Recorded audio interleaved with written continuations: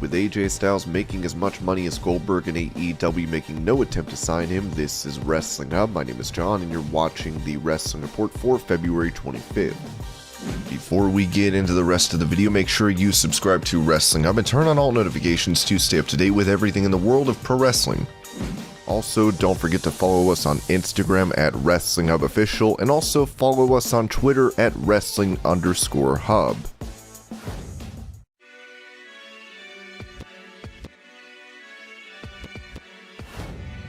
At Elimination Chamber, Brock Lesnar was able to defeat his opposition and reclaim the WWE title, setting up a unification match against Roman Reigns at WrestleMania. The former champion Bobby Lashley would be pulled from the match on pay-per-view as the company knew he was injured weeks before the event. Lesnar would break out of his pod when Lashley's was supposed to open, and it was a massive moment, though it was not planned, as it was pointed out why this took place in the Wrestling Observer newsletter. At the 9:20 mark of the match, the idea was that Lashley's pod would be opened since it was his time, but he wasn't there. Lesnar obviously knew Lashley was going to be taken out and not in the match, but he didn't know they were going to signal for Lashley's pod to open and it not be Lesnar's, as he figured he was next. He also knew that they were running low on time and had a hard out when the show had to be over. Lesnar thought it was a mistake and thought his pod was supposed to open, so physically broke out of it and then destroyed everyone.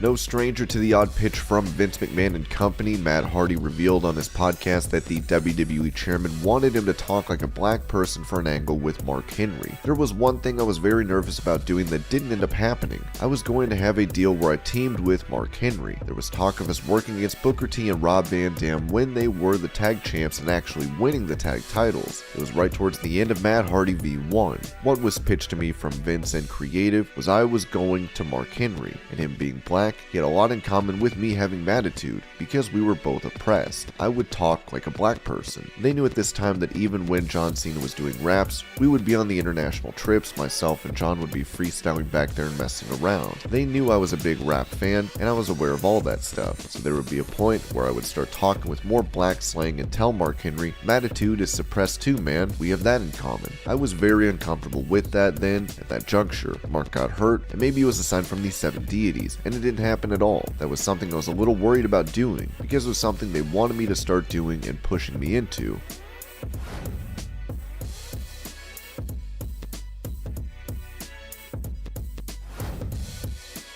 While he would reach the top of the mountain and become WWE Champion, Big E's title reign left a lot to be desired, as reports claim there are no more plans to push Big E as a single star. Talking about this on his Hall of Fame podcast, Booker T noted that Big E's association with the New Day held back his run. I love Big E. Big E is one of my guys. I've praised Big E on numerous occasions. I don't think he did anything to actually leave the New Day behind. He still wore the New Day gear. He still did the clap in between just to keep people in tune to I'm still New Day. I'm still representing New Day, so why wouldn't he go back to the New Day when the run is over? I said maybe Big E should have shed a couple things and make that time, that run his own, and make that run about Big E. I don't think Big E throughout his run really ever made the run about Big E. I think that might be part of the problem. Social media and stuff like that, there's a time to actually use it, and I think it was a perfect time for Big E to actually use social media and say to hell with the New Day, to hell with Kofi and Xavier. I don't have time to be messing around and playing games right now. Out with the old and in with the new Big E.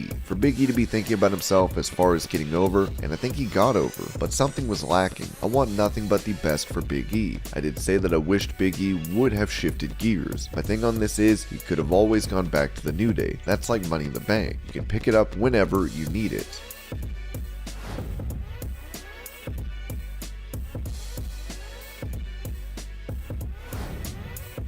Despite having to take time off to recover from a neck injury, Drew McIntyre is back in action and looks to be ready to compete at WrestleMania. Mentioning his schedule, Dave Meltzer noted in the Wrestling Observer newsletter that originally the plan was for McIntyre to only work pay-per-views and do safe matches on TV leading to Mania, but for this weekend's house shows on February 26th in Youngstown, Ohio, and February 27th in Rochester, New York, the schedule is Big E and Kingston and McIntyre versus Reigns and Usos on top. They're also advertising Reigns versus McIntyre in title matches at some of the TV tapings, but they usually don't do the matches advertised. Speaking about his recovery process, McIntyre said in his interview with Sports Guys Talk Wrestling that he took the John Cena approach to rehabbing his neck. They dropped a lightning rig on my head and I came back 3.5 weeks later. I think everybody, including the doctor, was surprised how soon I was able to come back. They told me, you're not making the Rumble. WrestleMania is possible, but let's say it's unlikely right now. Okay doc, no problem. I went straight to rehab and I've always had the John Cena approach to rehab with every injury. What's the most I can do for maximum benefit? Well, you could come twice a day for 6 days a week, but that would be crazy. Done. I did that, rehab wise, twice a day, 6 days a week, while also working out. So 3 times a day, 6 days a week, take Sundays off. When I saw the doctor a few weeks later, they were like, alright, wow, you're a cyborg. Probably why you were called the Scottish Terminator. I guess you're ready to go.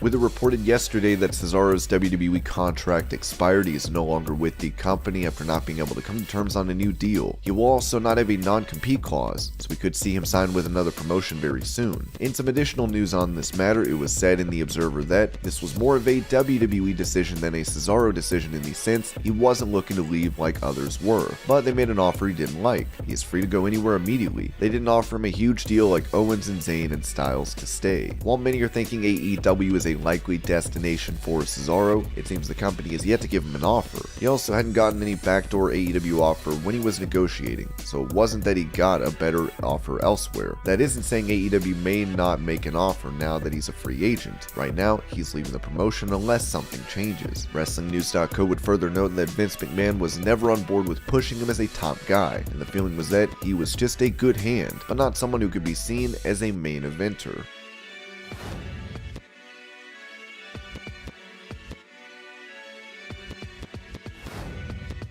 Prior to his Royal Rumble return, Shane McMahon would cause issues backstage in WWE over making the event about himself, which would lead to the company sending him home. Since then, Cody Rhodes has left AEW as former WWE referee Mike Chioda questioned if there could be a trade taking place between the two companies. Wondering in this day and age, are they playing games between each other, AEW and WWE? Are they working together? Are they trading Shane McMahon for Cody Rhodes? I don't know, man. I would love to see Shane pop up in AEW. Talking about Shane's antics at the recent Rumble event, Chioda said, I heard it was a complete show. Agents running around with their heads chopped off. I don't know. I have no idea what's going on. I know they've got some great minds back there, and you got some great minds, and they come up and do some sneaky stuff. You don't know what's going to happen. Did Shane really get fired? Is that a work or? We'll see. I just can't believe it. It could very well be that he did get fired and just had it out with the old man. I'm not convinced all the way, but if it did happen, don't be surprised if we see Shane pop up on AEW. Let's put it this way. You get $1 million coming to you if you don't do this in 90 days, but Tony Khan wants to pay him $3 million to show up. What do? Shane is a popular draw, man. He shows up. Does he got some still left in his tank? Yes, he does. He's come back, he's busted his ass with the talent, and I just don't see where there's room for Shane McMahon in WWE. Shane McMahon is WWE too. To me, he is.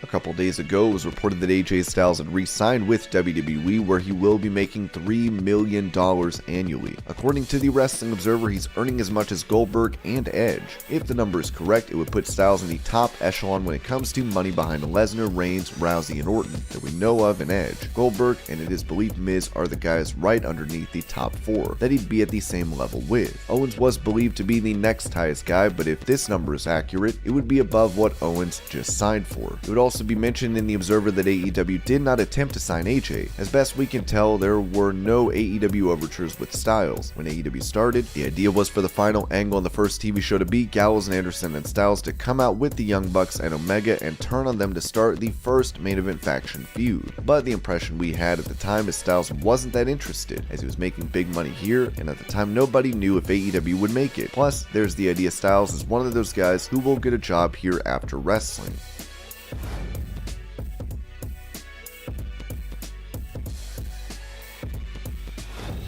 A report report from last month claimed Corey Graves had been medically cleared to wrestle in WWE. Now the color commentator has confirmed this while speaking to TMZ. I went and spent some time with doctors middle of last year. I kinda got the itch. This is one of the first times I'm saying this publicly. I have been medically cleared to compete. It's not an immediate goal of mine. It was just something I needed to know for my own sanity. My journey in the ring got cut short, and it's kinda eaten at me for years, always wondering what if. What if there's a chance? What if there's an opportunity? I went and did the necessary steps, and it turns out I'm more than okay than I thought I was, but never say never. It's not an immediate goal. You can never take the wrestler out of my heart, so I would be remiss if I didn't say I didn't have any interest in something.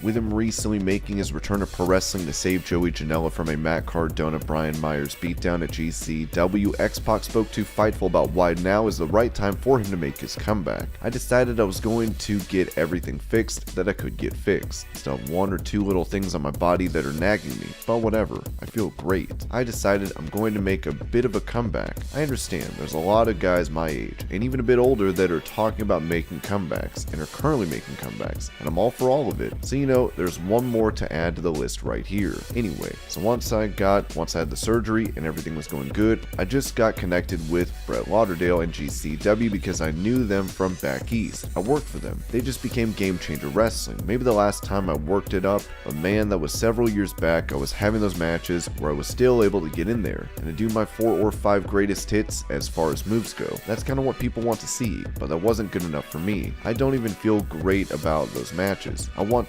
don't want to end it on that.